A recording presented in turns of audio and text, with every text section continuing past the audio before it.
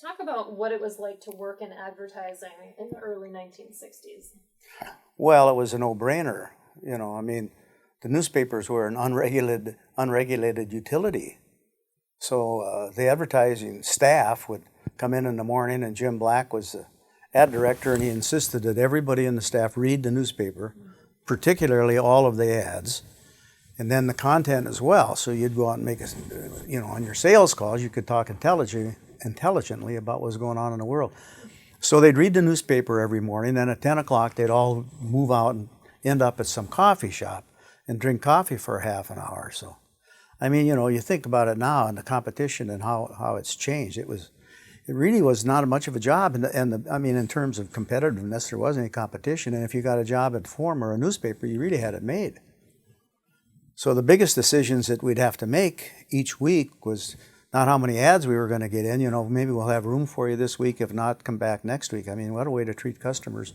But where would the biggest advertiser, the two largest department store advertisers, which one would be on page 3 on Sunday? I mean, what a problem, huh? We used to say, they said in the business that newspapers in those days, they take a wheelbarrow down the middle of Main Street and they'll throw all the money in. You probably heard this.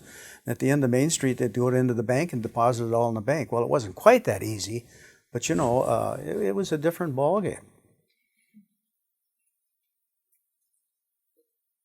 What was it like being a newlywed and working for your father-in-law's company?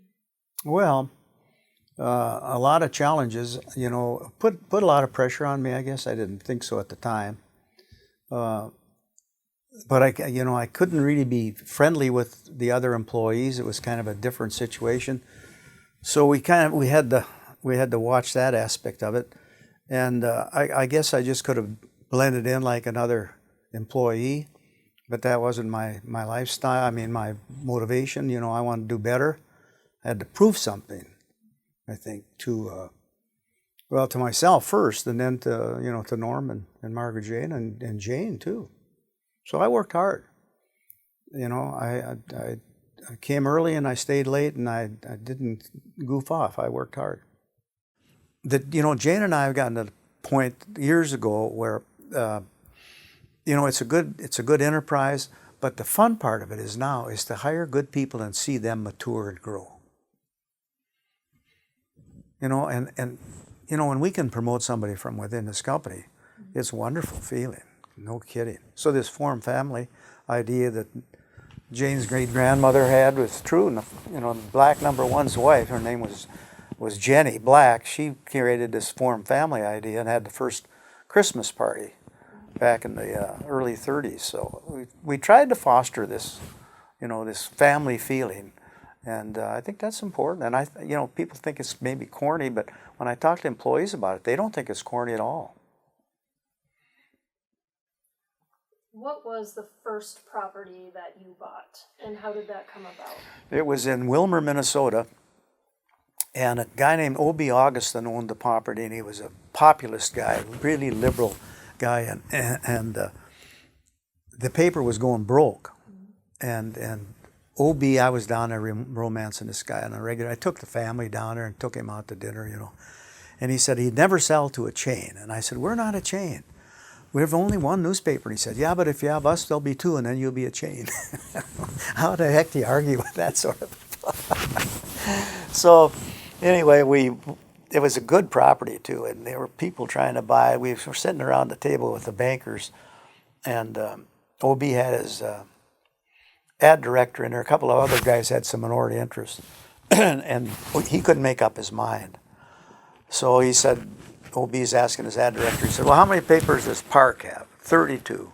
How many does Lee have? 18. So he he recites all of the newspaper companies that were trying to buy them. And then he said, well, no, how many does Marcil have? Just 1, but then he'll have 2, he said. So anyway, the banker said, OB, you got to do something. So the bankers forced him into the sale, and we were there, and we bought it. It's a great town. OB Augustin. Talk about controlling the news. They used to run the names of all the kids that were picked up for marijuana until his kid got arrested. Then they stopped running the marijuana arrests. That was the first newspaper. What motivated you to to buy instead of just keeping the forum? Yeah, good question. I've always felt you have to expand and grow, or you go forward or you're going to go backwards eventually and you get stale. Plus, the thing that motivated me, as I mentioned a few moments ago, is that, you know, if you want to keep good people and they want to be part of your team, you've got to move forward and give them opportunities. And if you don't, if you just got one property, they work for you, you train them, then they're going to move on. You're going to have a certain amount of that anyway, which is healthy. But if they can move on to a better job within the company, it's better for everybody.